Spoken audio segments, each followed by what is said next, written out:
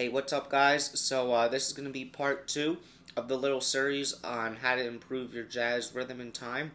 So, we'll get right into it.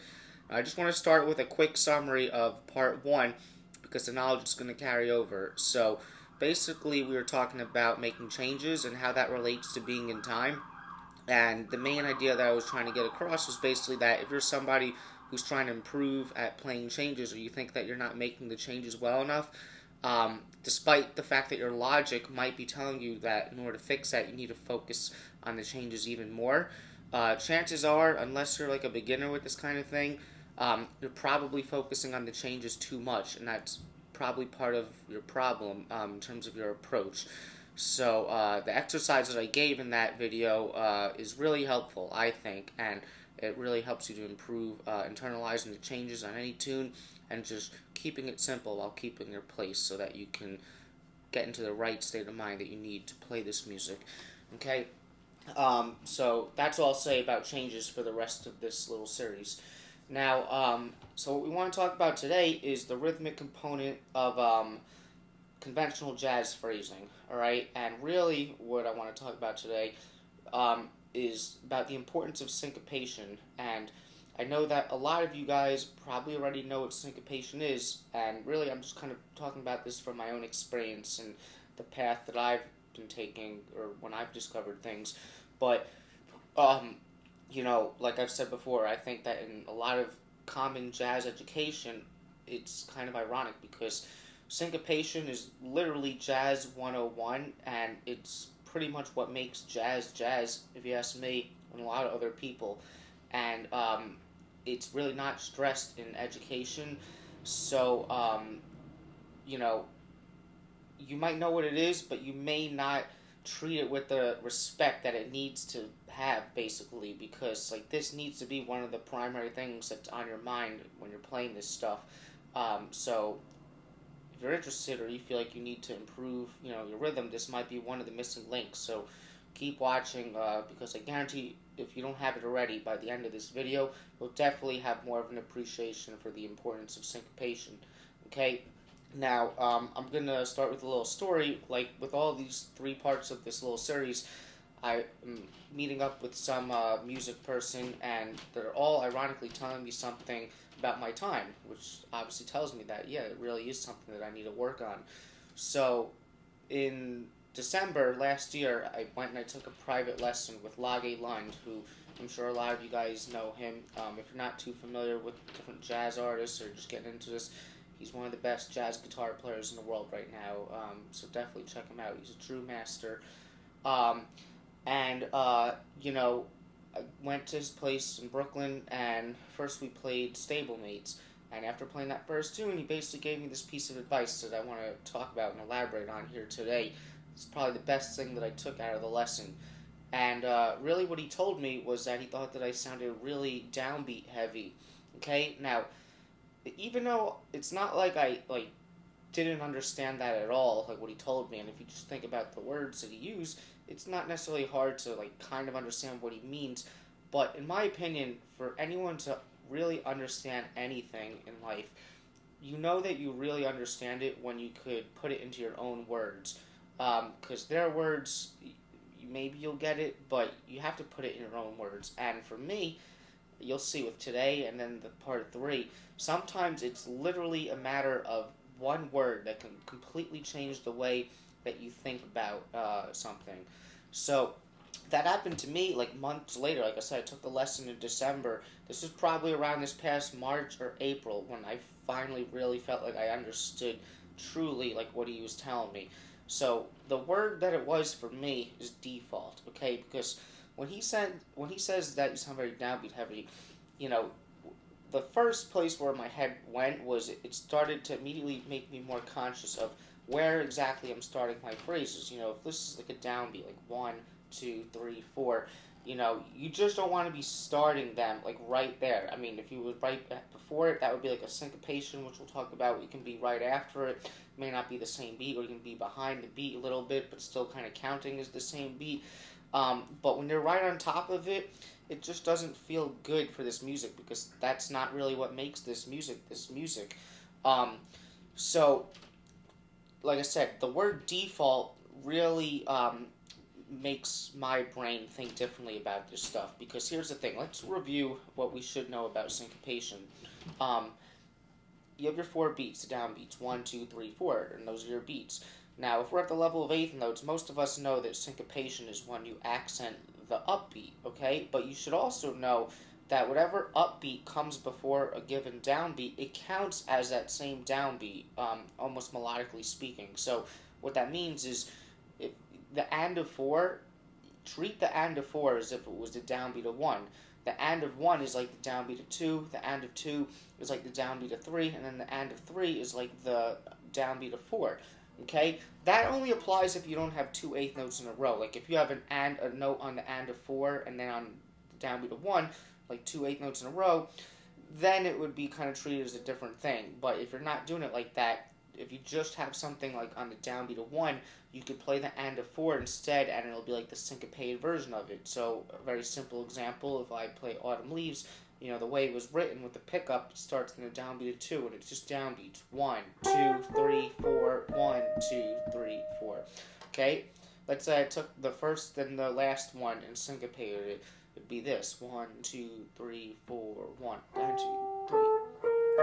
And already you can see how just doing stuff like that alone will make it swing more. You can also displace notes forward instead of anticipating them beforehand, but I just want you to kind of see how it still creates the same melodic effect, because, like I said, you can think of the and of four, for example, as 1, but it's just a more swung version of it.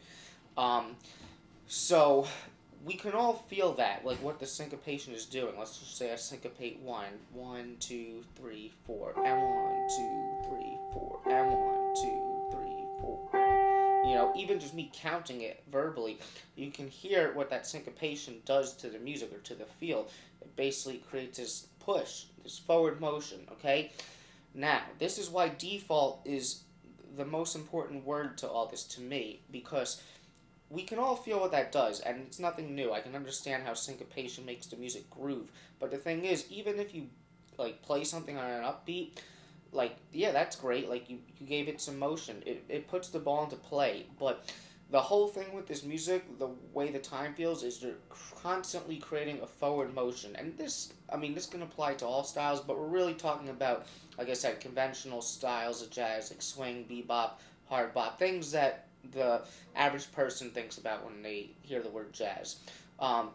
So anything with a swing beat. So that music has a constant forward motion. So if you push it once, it'll push it, but it's not going to do much for long. So you basically need to be making an effort to start your phrases with syncopation so that you're constantly pushing the music along, kind of like a wave that's taking the song and bringing it along with it, okay?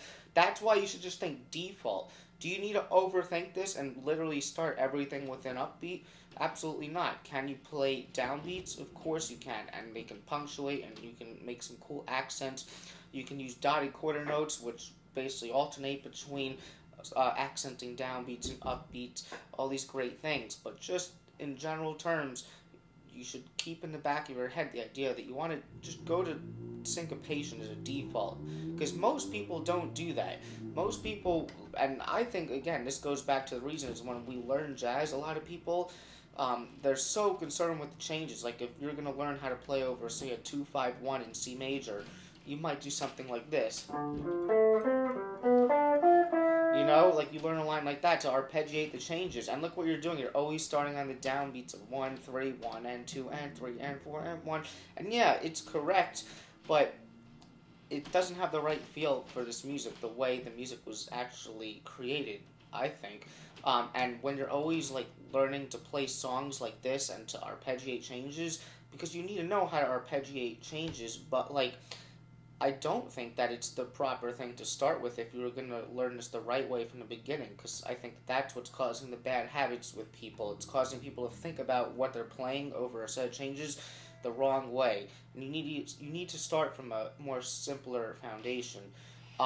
So, again, you don't have to overthink, and you should be able to feel it, and just naturally, the syncopations will happen over time, and once you put that in the forefront of your brain, it's easy to kind of just because you know that that's what you're trying to do. Like, you're trying to syncopate before even play a change. So when that's in the forefront of your brain, you'll automatically do it, and the music will take on a natural flow. It should be a lot easier to hear, basically, the rhythms that you want to play. I'll do something. I'll play the exercise I did yesterday with Autumn Leaves, half notes with chord tones, and I'll start by just being really on top of the beat. So actually doing the downbeat of 1, the downbeat of 3, and then as I go forward, I'll start to syncopate a little bit. And really, again, that's one of the main things of this lesson. Try to take notice of exactly where these phrases are starting, okay? Because that is what sets the tone for your time feel. 1, 2, 1, 2, 3, 4.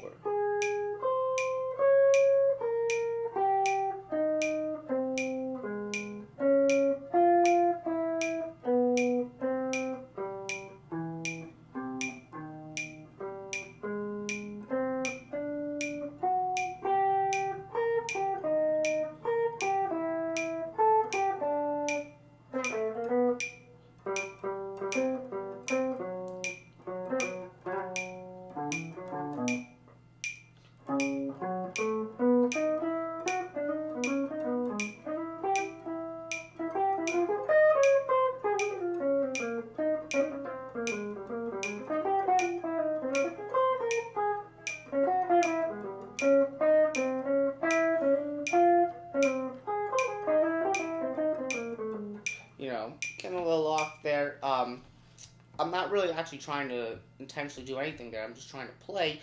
But when I do that, I always start from a basis of half notes, and then from there, my ear naturally takes me where it wants to go. But that's why I always like to kind of start with that foundation, like I've been saying. But hopefully, you can kind of hear the difference between, when it's right on and when you're syncopating. It just makes it sound way better. Um, Now, the other thing, I guess, the only other thing that I would say on this topic, like I said, Lage described it in a way where he's like, you just don't want to be downbeat heavy, you just don't want to start things here. Now, syncopation, you might be right before, so it pushes that beat forward, but it can also be ahead of the beat. Would you describe that as syncopation? I don't think, but I this is one of the first things where my head went before I discovered the whole default to syncopation thing. I really wanted to try and focus on playing behind the beat because I thought that that was one thing that he was kind of inferring as well. Although I think the syncopation thing is really the main thing. But with the whole behind the beat thing, I would start to do things where maybe like I would practice a scale. Um, let's say I'm going to just practice a C major scale in eighth notes, just up and down, and listen to the difference. First, I'm going to play right on top of the beat, which would be more square. I'm going to alternate between that and then playing behind the beat. And I guarantee, like, the first time through, if you're not used to this, when I play it on top of the beat first, it'll sound normal. Then I'm going to play it behind the beat, and it'll probably sound like it grooves a little bit better. And then I'm going to play it on top of the beat again, and you'll see it doesn't sound as good. So, it'll be like this. 1, 2, and 3, and 4, and...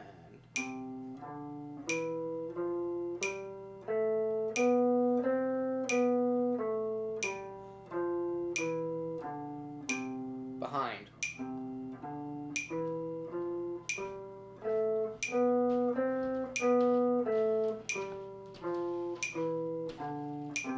On top.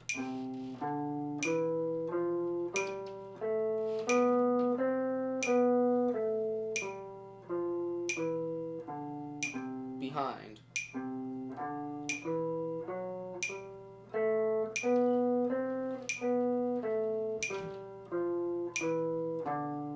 On top. See how it doesn't feel as good? Behind. Okay? So, the only way that you're actually going to even be able to get this stuff into playing is by practicing it. It's all good and well if you can conceptualize it and think, oh yeah, I can do that in the moment, but I guarantee, like, if you haven't, like, practiced this, it's not going to be easy to just execute that kind of feel without any practice. So that's another good thing to practice too, and that kind of relates to what I was talking about in my technique video a couple of videos back as well. Like, that's why you practice things in time with the metronome slowly, really dialing in on this feel perfectly, because that's how you're going to develop it.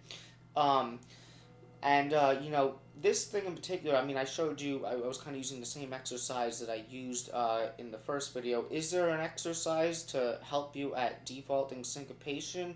I don't really know, other than just syncopate, you know what I mean? Just start putting that in the forefront of your mind in terms of what you're trying to accomplish when you're playing. That should be one of the main things. Make that happen. But I will say this, though. This is probably one of the most important things with this whole thing because, like I said in the first part, in my experience, it's not like my timing was always bad, like when I was playing. It's just that I felt that it was inconsistent and I didn't know why sometimes, like, why is my playing good sometimes and I know what to do and then other times it wasn't. This is probably more of the reason than anything else. Probably what was happening was the times when my time feel was good, more than likely I was probably syncopating more, and when my time feel wasn't good, probably wasn't syncopating as much.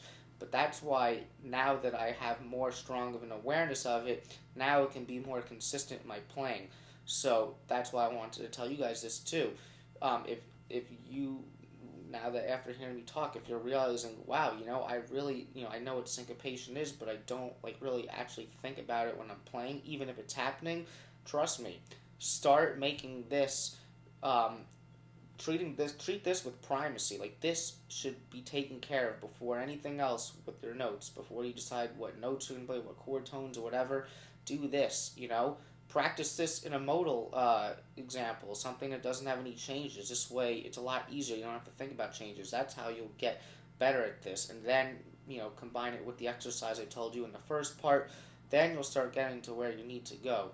Um, so, like I said, the main thing with this lesson today is to try to get you to become way more conscious of where exactly you're starting your phrases, because it makes all the difference. It's not enough just to play the notes, and even if it's in time, if you're just starting on downbeats every time, doing things, I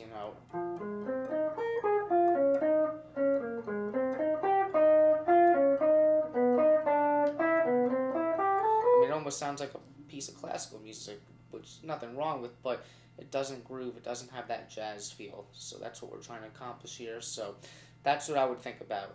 But anyway, that's about it for today. I really hope you enjoyed that, and I'll see you in part 3.